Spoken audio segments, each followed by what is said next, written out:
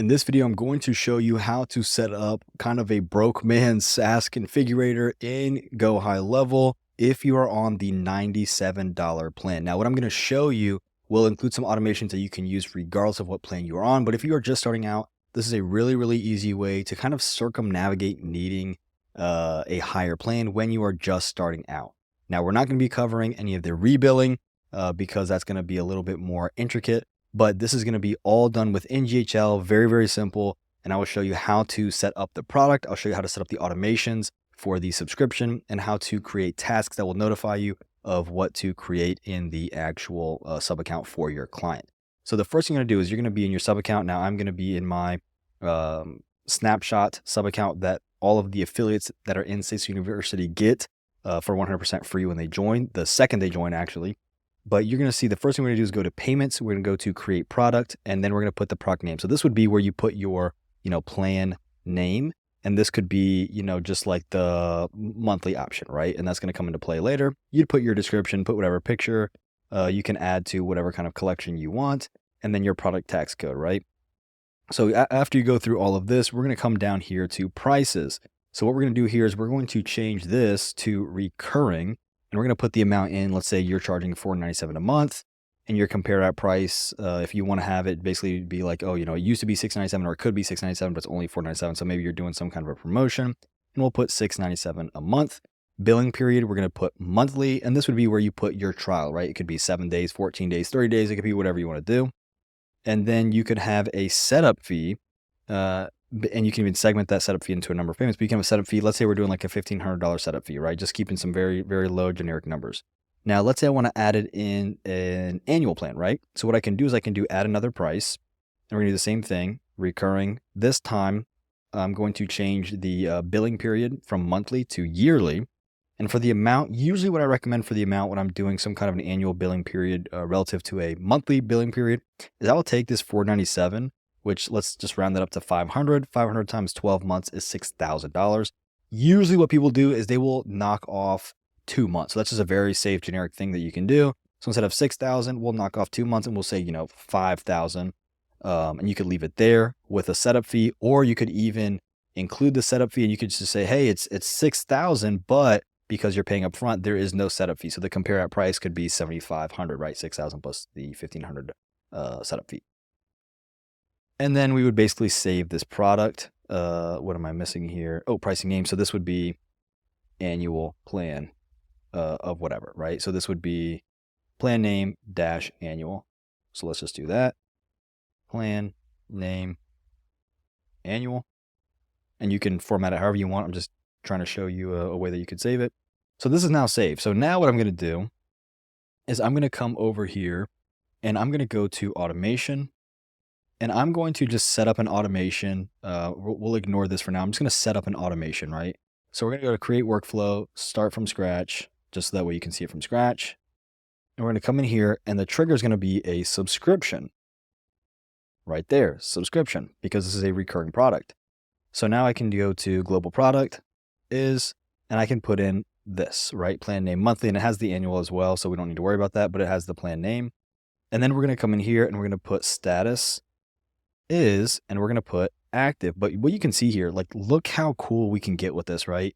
When someone cancels the plan, we have all kinds of automations that are coming to play, right? So you can have the active plan when they cancel the plan, when payment is failed, when payment is incomplete, when it's overdue, when it's scheduled, if they're in the trial or if they switch from trial to active, and when something is maybe unpaid. So you can have all these different triggers all based around the subscription, which is really cool. If you know me, I'm going to name my triggers really clean.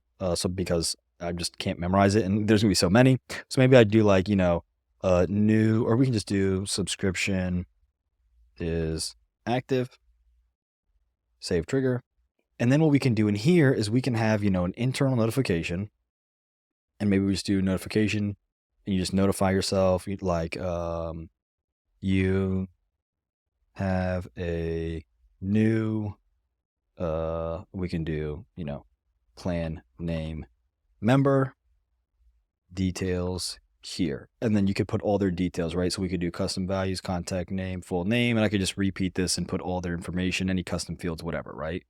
Let's go ahead and assign this, select user type, to all users. Usually I do particular ones, but I don't have anyone in this. So you know what we could do? Let's do user assigns. Let's just do that. Save, redirect would be the contact so they can see it. And then title would be new clients, something like that, right? Next, what we can do is we can come in here and we can say something like add task. So then the task would be, set up sub account with client details. And then I could put all the details in here. I could assign this to assigned user. I could say maybe it's due in 5 days. I can put my little description right here. So this would just be the same thing. And then I would just put all the details in here from the custom fields. So then that task comes in here, and I could even assign this over to somebody else. Again, just using this very, very simply, trying to keep it all within GHL. And then I can do, an email, and the email can just be like a confirmation email. So this could say something like, hey, your sub account is being created, or your account's being created. We're going to reach out to you in a few days once it's ready. Stay tuned. We'll schedule another call, or hey, schedule a call here. You can share a calendar link. You can do all kinds of different things. Basically, do you want them to have access right away? Do you want to share access right away? Do you want to say, hey, we're going to start building it out. You'll get access in 5 days. Let's go ahead and schedule a call, right? That's what I do. You can do all different kinds of things here in terms of how you want to then share and give them that access. And that would be basically just in an email that goes out to them. So you have an email there. Then what I like to do is I want to go ahead and add them to a workflow. So I might do like add to workflow, or I can move to a different stage, right? And what I want to do is I want to initiate an onboarding process. So from there, I can create another automation that basically says, cool, start pushing them to book a call for your onboarding in 5 days. And so in your calendar, you would basically use the calendars that we have, but you can always make your own. And in your calendar settings, you would have an onboarding calendar like you see right here. Let's go to edit. And let's say it's going to take you a few days to be done. You can come into availability and you can put minimum scheduling notice. You could put like 5 days right here, something like that, right? Because what that will do is it will basically say you can't book all within 5 days. That gives us enough time to finish up. So you can do something like that. Just a very simple workaround.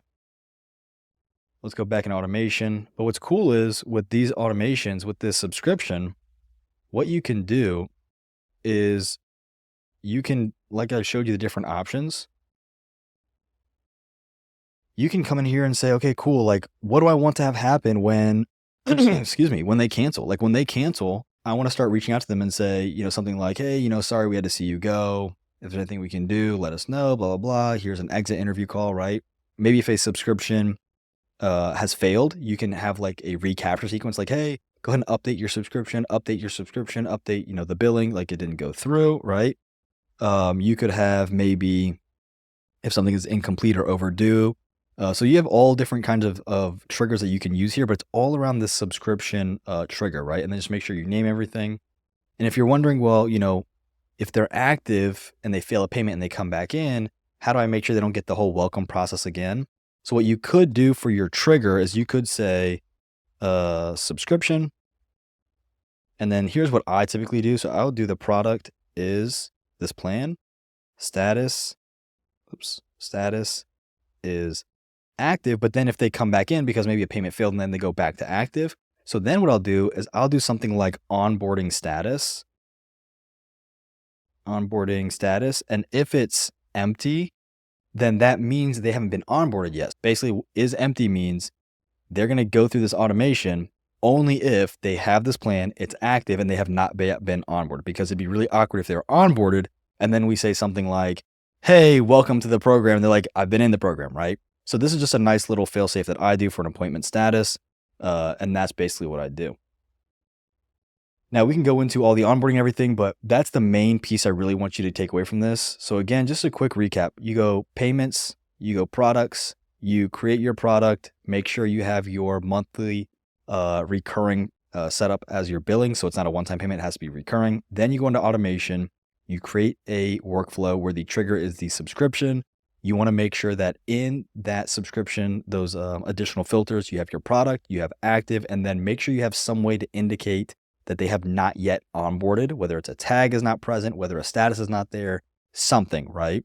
And then go through your new welcome process, which is going to be, welcome to the program, internal notification, hey, you have a new member, that task being created saying, hey, go ahead and start building this out.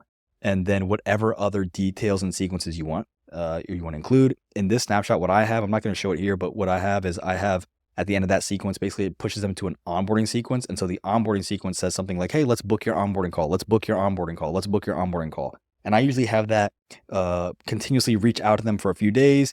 And then if they don't reach out, I will manually reach out. But that's basically the gist of it. And if you want a copy of this full snapshot, like I have so much stuff here, like a full sales pipeline already built out for you, a full onboarding pipeline already built out for you, a full fulfillment process so that as people are coming in, you can basically notify them right away when things are done or as they're done in live time. We have all of your different pipelines put together. We have different funnels already put together that show you how to do everything. And then what's really cool too is we have a full process on how to set up your sub account once you have it built out. And this is all corresponding to the automations we already have in place. Plus, if you come to the group calls, I will actually help you set these up. And if you want, you can always have my team and I set this up for you, but I try to put in a snapshot so that way you can do as much of this on your own without needing my help. Hope that helps. If you have any questions, please let me know. I'm going to have more content around different GHL plans to make sure that everybody kind of gets what they need out of this. But hope you enjoyed. If you have any questions, let me know. Otherwise, I will see you in the next video.